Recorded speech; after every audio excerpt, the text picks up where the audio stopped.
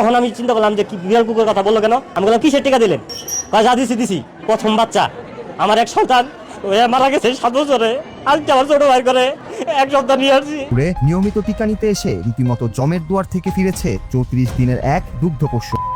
জীবনের সুরক্ষা দিতে এসে 1 মাস বয়সী ফাতিহার শরীরে পুশ করা হয়েছে কুকুরে কামড়ানোর 2 ডোজ শক্তিশালী ভ্যাকসিন। উপজেলা স্বাস্থ্য কমপ্লেক্সের এমন হাড়হিম করা ঘটনায় ভিডিও সামনে আসলে দেখলাম যে সামনে কোনো চিন্তা না করলেও চলবে ভাই। 400টা মানুষ মারা গেছে, আজকেও 9 জন মারা গেছে। এগুলো কেমনে কি ভাই? সামনে যে কথা বলবো না এই না কি করছে, সারা কুত্তার বললে দিছে, ইনজেকশন দিছে, ভ্যাকসিন দিছে, হামের টিকা দেওয়া বদলে। এগুলো কি করতেছে ভাই? বাংলাদেশে কি হচ্ছে?